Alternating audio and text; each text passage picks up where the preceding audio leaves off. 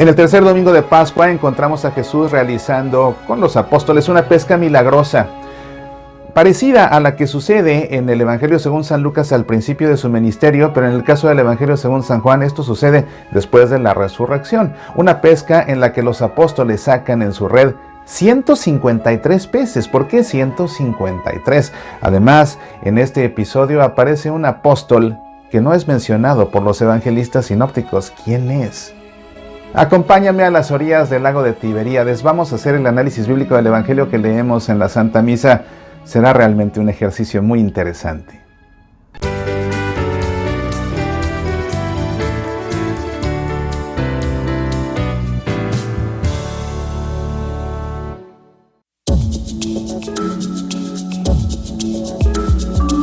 Celebramos el tercer domingo del tiempo de Pascua en este ciclo litúrgico C y toca su turno al Evangelio según San Juan, en el que leemos esta pesca milagrosa. Te propongo que hagamos la lectura del Evangelio como lo leemos en la Santa Misa, para después analizarlo a detalle y terminar como siempre hacemos con un momento de oración. Te invito a que antes que otra cosa nos pongamos en presencia del Padre y del Hijo y del Espíritu Santo. Amén. Esto es lo que dice el Evangelio. En aquel tiempo, Jesús se apareció otra vez a los discípulos junto al lago de Tiberíades. Y se apareció de esta manera. Estaban juntos Simón Pedro, Tomás, apodado el Mellizo, Natanael, el de Caná de Galilea, los Zebedeos y otros 2 discípulos suyos. Simón Pedro les dice: «Me voy a pescar». Ellos contestan: «Vamos también nosotros contigo». Salieron y se embarcaron, y aquella noche no cogieron nada. Estaba ya amaneciendo cuando Jesús se presentó en la orilla. Pero los discípulos no sabían que era Jesús. Jesús les dice: «Muchachos, ¿tenéis pescado?». Ellos contestaron: «No». Él les dice: «Echad la red a la derecha de la barca y encontraréis». La echaron y no podían sacarla por la multitud de peces. Y aquel discípulo a quien Jesús amaba le dice a Pedro: «Es el Señor». Al oír que era el Señor, Simón Pedro, que estaba desnudo, se ató la túnica y se echó al agua.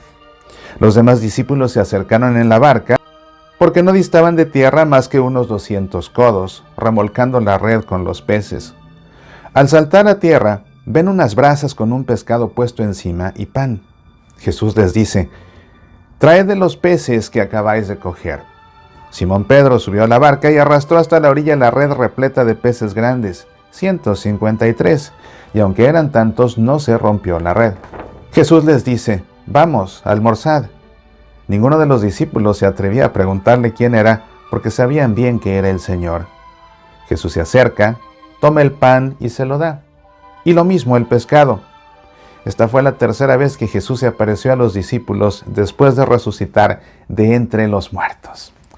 Un texto muy interesante, nos recuerda por supuesto la pesca milagrosa que realiza Jesús, o que realizan los apóstoles por instrucciones de Jesús en el Evangelio según San Lucas. Nada más que en el Evangelio según San Lucas esa pesca milagrosa tiene lugar al principio de su ministerio. Es ahí cuando Jesús comienza incluso a escoger a los apóstoles.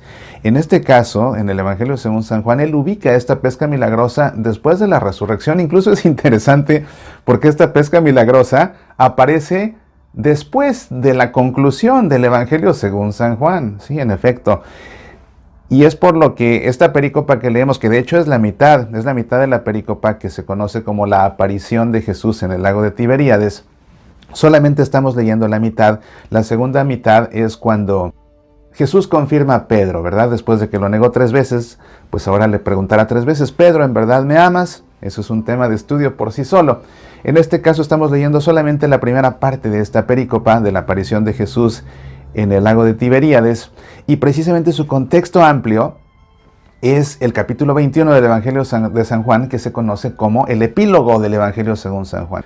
Entonces este pasaje aparece ya después de que el Evangelio concluyó, y de hecho el contexto inmediato de esta perícopa es precisamente la conclusión del Evangelio según San Juan. Encontramos una pequeña perícopa que se titula Conclusión del Evangelio, y después, sorpresa, encontramos estas otras aventuras de Jesús con sus apóstoles. Lógicamente que pues también el contexto inmediato está formado por esa segunda parte que te digo que es cuando Jesús confirma la fe de Pedro preguntándole 3 veces si en verdad lo ama, para borrar aquellas 3 veces que Pedro lo había negado. Los actores que intervienen son, lógicamente, Jesús, también es mencionado Simón Pedro, es mencionado Tomás, llamado el mellizo o el dídimo. Dice también aquí el Evangelio que intervinieron los hijos de Zebedeo, es decir, Santiago y Juan. Juan, solemos decir, pensar, afirmar incluso que ese Juan es el evangelista, por tanto es el discípulo al que Jesús amaba. Aparece también Natanael, el de Caná de Galilea, dice el Evangelio, y aparecen otros dos que no son mencionados. Vamos a hacer el análisis versículo por versículo.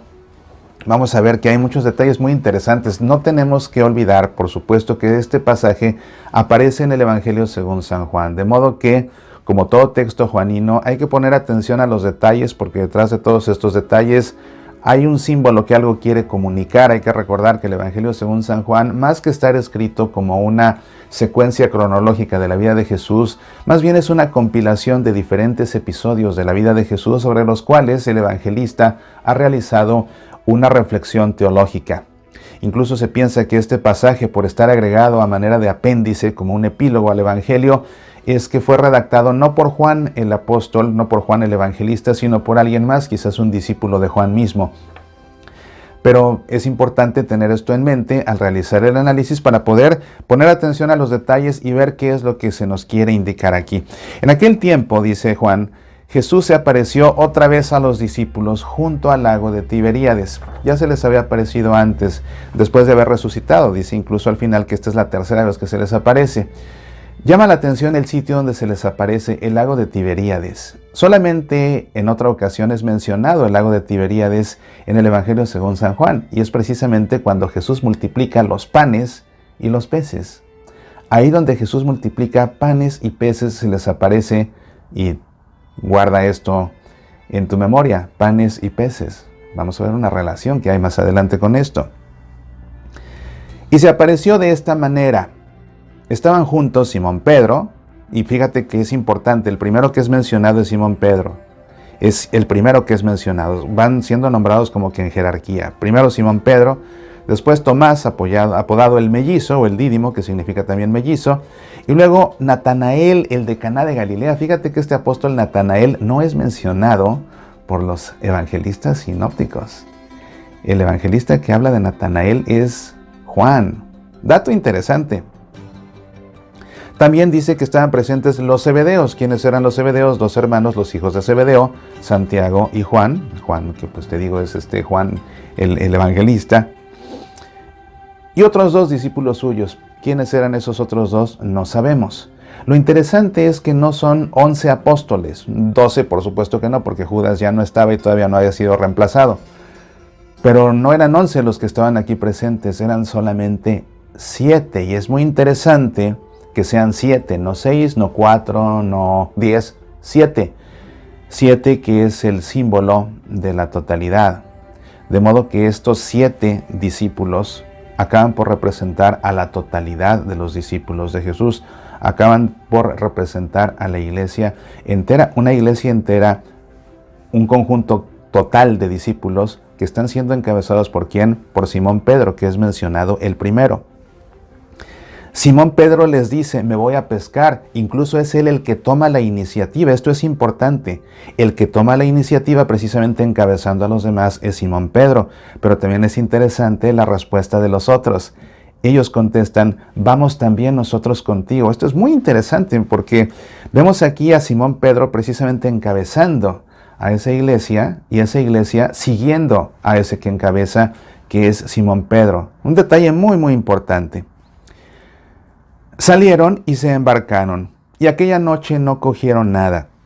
Si quieres conocer más acerca de cómo se realizaban estas pescas, tienes que ver el programa de Pasión por el Evangelio, en el que hicimos el análisis de la pesca milagrosa en el Evangelio según San Lucas. Ahí te explico cómo se realizaba esa pesca, todo el procedimiento, y en fin, es importante que lo leas para poder tener más contexto de lo que está sucediendo aquí. Aquella noche no cogieron nada. Estaba ya amaneciendo cuando Jesús se presentó en la orilla. Aquí vemos un contraste típicamente juanino, la oscuridad de la noche y la luz del día. Oscuridad y luz, noche y día, oscuridad y luz. La oscuridad para Juan es importante porque esas tinieblas representan la ausencia de Dios. Y es en esas tinieblas donde pues todo tipo de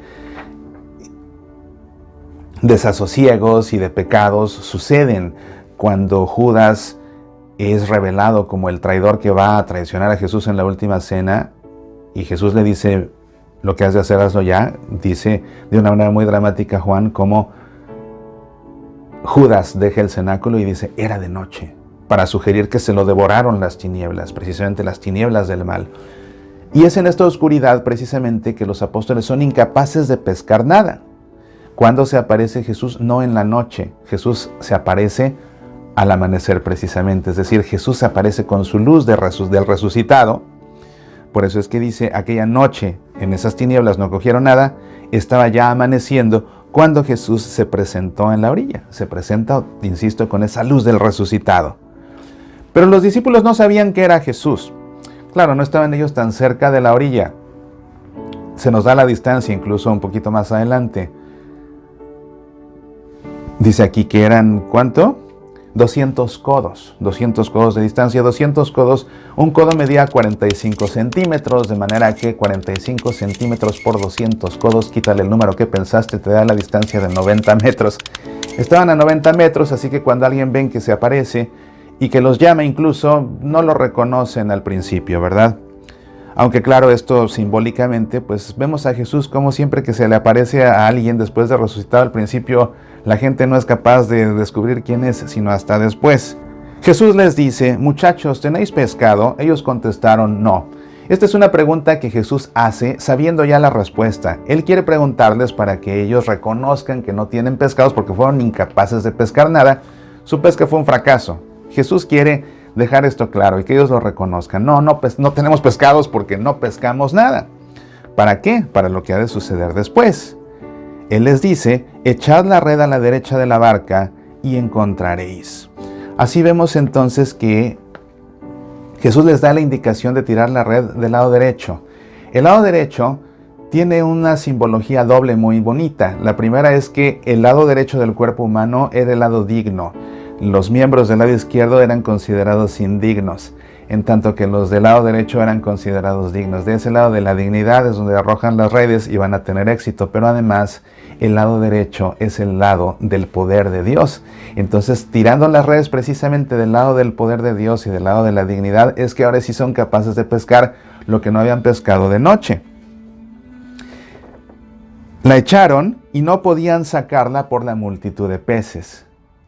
Jesús por eso les pregunta, ¿tienen pescados? Para que le digan, no tenemos. ¿Y por qué no tienen? Pues porque no pescaron nada. Ahora con la instrucción de Jesús y tirando la red del lado derecho son capaces de pescar una gran multitud de peces. Es decir, la pesca que ellos no pudieron realizar, ahora pueden realizarla porque Jesús está presente, por la intervención de Jesús.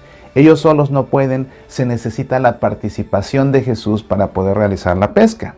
Aquí vemos cómo Pedro encabeza la pesca, Pedro realiza la pesca acompañado de toda la iglesia, pero si falta la presencia de Jesús, la pesca será totalmente inútil. No van a poder pescar nada a no ser que Jesús intervenga. Y aquel discípulo a quien Jesús amaba le dice a Pedro, ese es el Señor.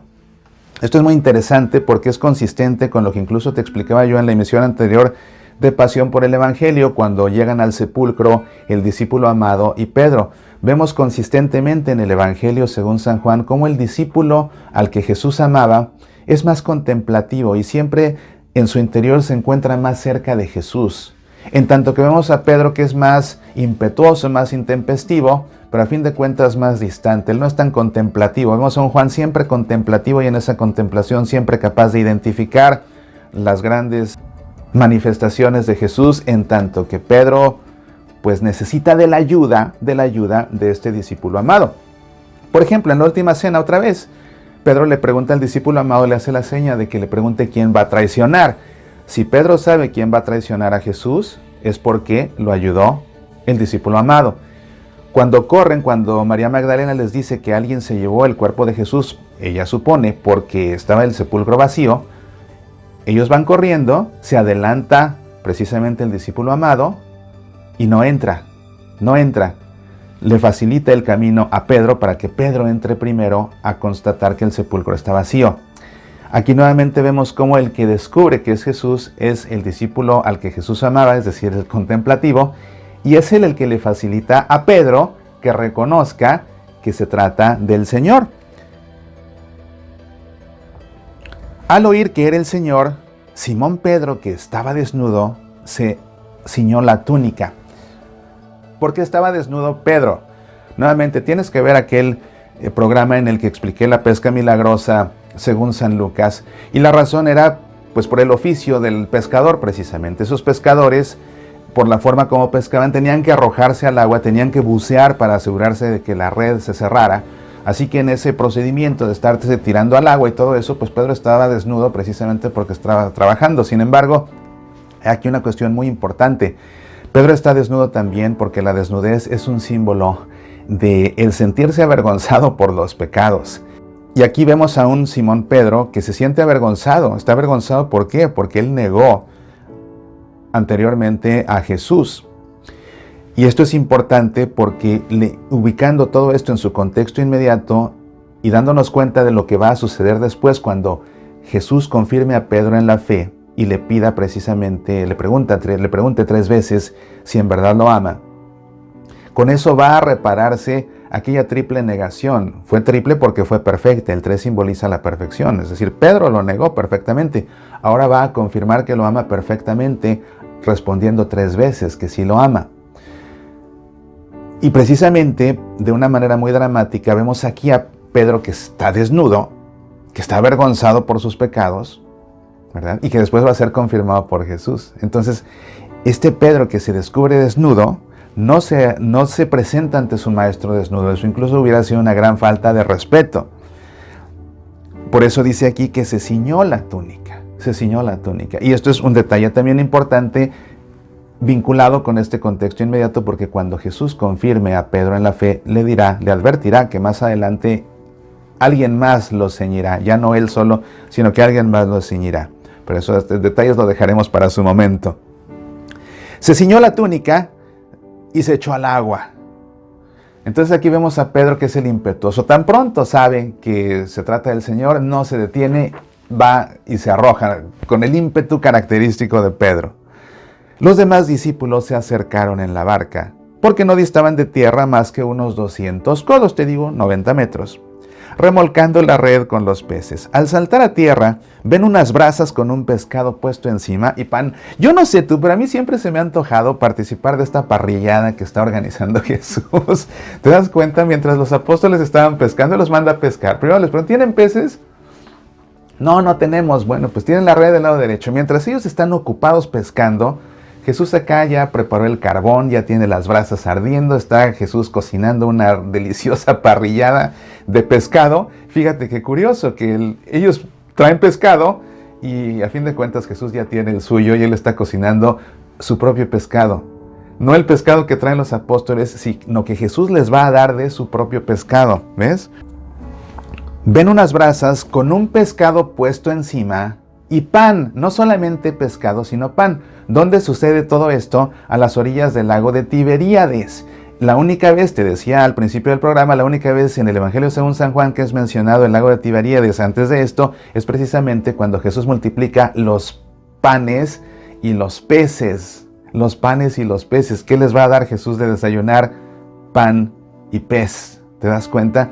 ¿Y cuál es la importancia de esto? La importancia de esto es que en ese episodio que encuentras en el capítulo 6 del Evangelio de Juan, es cuando Jesús, después de multiplicar los peces, va a desarrollar su discurso sobre el pan de vida, sobre la Eucaristía precisamente.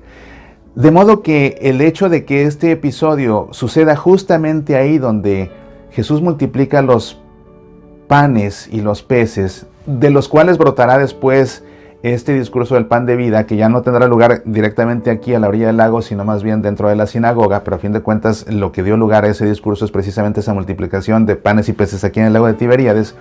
Aquí vemos una conexión eucarística precisamente con este pan que Jesús le va a dar a los apóstoles un poquito más adelante. Jesús les dice, traed de los peces que acabáis de coger. Simón Pedro subió a la barca y arrastró hasta la orilla la red repleta de peces grandes. detalles, acuérdate, es Evangelio según San Juan. No eran peces normales, eran peces grandes, peces valiosos, peces importantes. 153. Y aunque eran tantos, no se rompió la red. 153 peces. ¿Por qué 153 peces? Bueno, esto es un artificio matemático muy interesante que está empleando aquí el evangelista, haya sido Juan o haya sido uno de sus discípulos que redactó este episodio después. En primer lugar, 153, según los zoólogos griegos de aquellos tiempos, era la cantidad total de peces que existían. Ellos solamente conocían 153 especies de peces, entonces ellos pensaban que la totalidad de peces estaba formada por esas 153 especies. Así que, al hablar de 153 peces que son pescados, se está sugiriendo que se está pescando precisamente la totalidad de los peces, la universalidad de los peces.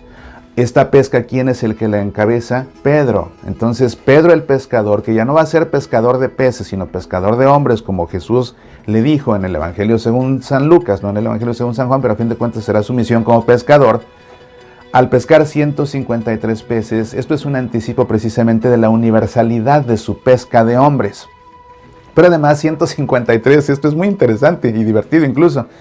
153 es la suma de todos los números hasta el 17. Si sumas 1 más 2 más 3 más 4 más 5 más 6 más 7 más 8 más 9 más 10 más 11 más 12 más 13 más 14 más 15 más 16 más 17, te va a dar la cantidad de 153. Bueno, ¿y esto qué tiene que ver? Bueno, es que si tú colocas los números y los colocas a manera de triángulo y pones 1 y luego 2 y luego 3 y los acomodas todos estos, te va a quedar un triángulo equilátero, un triángulo perfecto. Entonces, estos 153 peces que simbolizan la universalidad de la pesca, además, se trata de una pesca perfecta porque esos 153 se pueden acomodar en un triángulo equilátero, es decir, de lados iguales, de lados de dimensiones idénticas, un triángulo perfecto. Así pues, esta pesca acaba siendo una pesca universal y perfecta. Y es el anticipo, es una señal profética, es una acción profética precisamente de la pesca universal y perfecta que irá realizando la iglesia encabezada por Simón Pedro, pero una pesca que solamente será posible con la intervención de Jesús. Es hermoso todo este pasaje, toda esta primera parte de esta perícopa es hermoso, porque es lo que quiere comunicar, y lo comunica de esta manera tan emocionante, tan hermosa, tan dramática. Este encuentro de Jesús con los apóstoles aquella mañana, después de que estaban frustrados de que no lograron pescar nada, y la parrillada que les prepara para darles el alimento, y se acercan y que lo reconoce Juan y se arroja Pedro al agua, pero se da cuenta que está desnudo y primero se viste. ¿A quién van a dar vestido? Pedro, ¿por qué nadó vestido? Para no morirse de la vergüenza al llegar con Jesús. Lo lógico hubiera sido nadar desnudo, pero se pone la túnica y nada vestido, aunque la túnica se le moje y se haga más pesada y se le dificulte nadar así, para llegar con la mayor dignidad posible ante su maestro, ¿te das cuenta? Y todo este pasaje sirve precisamente para comunicar esta gran belleza precisamente de la pesca universal, que además es una pesca perfecta que realiza la iglesia encabezada por Pedro, pero que solamente es eficaz con la intervención de Jesús. Dice aquí el texto: después Jesús les dice, vamos, almorzad. Ninguno de los discípulos se atrevió a preguntarle quién era, porque sabían bien que era el Señor. Jesús se acerca, toma el pan y se lo da. Y lo mismo el pescado. Aquí estas acciones de tomar el pan y dárselos, pues tienen un dejo eucarístico precisamente. Vemos aquí una referencia pues a esa Eucaristía, y te digo, esta conexión del pan y el pez en las orillas del lago de Tiberías, por fuerza que están conectados con aquellos panes y peces que multiplicó Jesús en ese preciso lugar en el Evangelio según San Juan. Esta fue la tercera vez que Jesús se apareció a los discípulos después de resucitar de entre los muertos. Pues aquí tienes este texto, insisto, a manera de resumen, este texto, el mensaje que comunica es eso, la universalidad perfecta de la pesca que realiza la iglesia en la barca de San Pedro, una pesca encabezada por Pedro mismo, pero una pesca que solamente es eficaz con la intervención de Jesús. Pues bien, espero que esta explicación del Evangelio te ayude a comprenderlo mejor y seguramente que cuando escuches la humildad de tu sacerdote que te dirá cómo hacer vida en tu momento, en estos tiempos, la palabra del Señor, pues ya tendrás una visión más completa del Evangelio que seguramente te resultará fecunda. Pues, ¿qué te parece si todo esto que hemos aprendido lo guardamos ahora nosotros en nuestro corazón y nos dirigimos ahora nosotros a ese Cristo resucitado que se nos aparece a las orillas del lago después de una noche de pesca infructuosa? Por un momento cierra tus ojos, pon tu mano sobre tu corazón y en tu interior haz eco a estas palabras. Vuelves a mí, Señor, después de haber muerto en esa cruz. De noche tiro mis redes, me esfuerzo en vano, me fatigo sin conseguir nada a cambio. Me desvelo y despierto con las manos vacías. De pronto te veo, llamándome a la orilla de la playa. Como siempre, basta tu palabra y tu instrucción para que mis redes queden llenas. Me descubro desnudo, pues tantas veces te he negado. Prometí cambiar y no lo he hecho. Prometí ser mejor y no lo he logrado. Prometí dejar mi pecado y no lo he conseguido. Aún así, vuelves a mí, Señor, después de haber muerto en esa cruz, y me llamas a la orilla de la playa. Cubro mi desnudez y me arrojo al agua para venir a ti, para acercarme a ti, para llegar a ti. Me alimentas con un pan y un pescado. Pareciera que mis pecados has olvidado. En el fondo, sé que no es así. Sé que te debo una disculpa para que tu muerte en la cruz no haya sido en vano. Perdóname, Señor, por haberte traicionado. No te alejes de mí, te necesito. Ahora que has resucitado, quédate conmigo para siempre. Dime dónde bogar mi barca, dime dónde tirar las anclas, dime dónde arrojar mis redes para tener una pesca abundante. Amén. En el nombre del Padre, y del Hijo, y del Espíritu Santo. Amén. Muchísimas gracias por el favor de tu atención. Nos vemos la próxima semana para seguir aprendiendo juntos acerca del Evangelio. Y recuerda que podemos seguir conversando toda la semana a través del programa de radio Semillas para la Vida, en tu estación de radio católica favorita o en nuestro sitio semillasparalavida.org. Que esta semana Dios derrame abundantes bendiciones sobre ti. Nos vemos la próxima semana. Apasionate por nuestra fe.